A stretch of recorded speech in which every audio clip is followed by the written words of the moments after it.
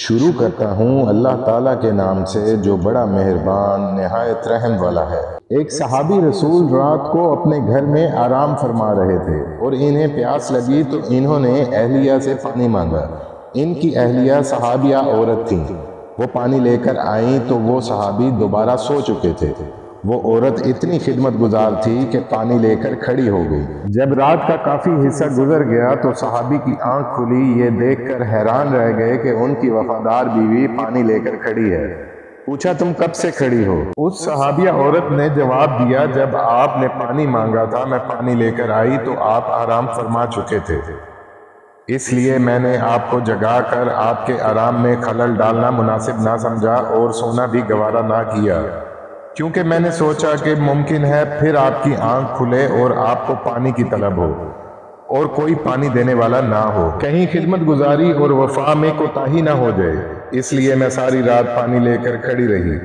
ذرا سوچئے، آج کوئی ایک عورت ایسی باوفا اور خدمت گزار تو دکھاؤ۔ آج اگر خاوند پانی مانگے تو بیوی 100 باتیں سناتی ہے، لیکن ان عورتوں کی وفا بھی دیکھو۔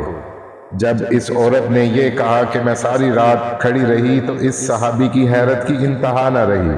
وہ فوراً اٹھ کر بیٹھ گئے اور عجب خوشی کی کیفیت میں اپنی بیوی سے کہنے لگے کہ تم نے خدمت کی انتہا کر دی۔ اب میں تم سے اتنا خوش ہوں کہ آج تم مجھ سے جو بھی مانگو گی میں دوں گا۔ صحابیہ عورت نے کہا مجھے کسی چیز کی ضرورت نہیں، بس تم راضی اور خوش رہو۔ لیکن جب صحابی نے بار بار اصرار کیا تو عورت نے کہا اگر ضرور میرا مطالبہ پورا کرنا ہے تو مہربانی کر کے مجھے طلاق دے دو۔ جب اس نے یہ الفاظ کہے تو اس صحابی کے پاؤں کے نیچے سے جیسے زمین نکل گئی ہو۔ وہ ہکا بکا اور حیران رہ کر اپنی بیوی کا منہ دیکھنے لگے کہ یہ کیا کہہ رہی ہے۔ صحابہ نے کہا اتنی خدمت گزار بیوی آج مجھ سے طلاق کا مطالبہ کر رہی ہے۔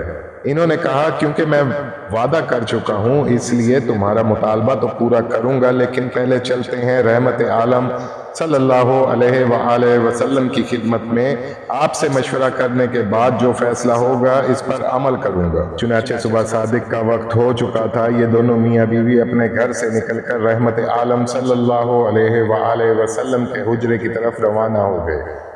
راستے میں ایک گڑھے میں صحابی کا پاؤں پھسل گیا اور وہ گر گئے۔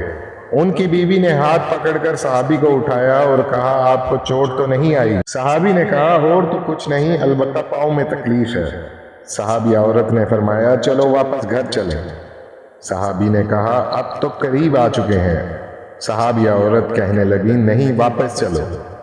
چنانچہ جب وہ واپس گھر آئے تو صحابی نے پوچھا کہ مجھے تو کچھ سمجھ نہیں آئی کہ سارا ماجرا کیا ہے؟ صحابیہ عورت نے کہا کہ مسئلہ یہ ہے کہ میں نے کسی سے سنا ہے کہ جسے ساری زندگی میں کوئی تکلیف نہ ہو اس کے ایمان میں شک ہے، کیونکہ جو بھی ایماندار ہوتا ہے وہ ضرور تکلیف میں آزمایا جاتا ہے۔ مجھے تو آپ کے ساتھ رہتے ہوئے 15 سال کا عرصہ ہو چکا ہے، لیکن آپ کو کبھی سر میں بھی درد نہیں ہوا، اس لیے مجھے شک ہو گیا اور میں نے سوچا کہ ایسے آدمی کے ساتھ نکاح میں رہنے کا کیا فائدہ جس کا ایمان مشکوک ہے، اس لیے میں نے طلاق مانگی۔ لیکن جب راستے میں آپ کے پاؤں میں چوٹ آئی تو میرا شک رفع ہو گیا کہ الحمدللہ آپ تکلیف میں آزمائے گئے اور آپ نے اس تکلیف پر صبر کیا۔ یہ ہیں صحابہ۔ آج تو میاں بیوی کی لڑائی زیوروں، کپڑوں، گھر اور مکان اور اخراجات پر ہوتی ہے، ایمان اور دین کی بات ہی کوئی نہیں پوچھتا۔ اللہ ہم سب کا حامی و ناصر، آمین یا رب العالمین۔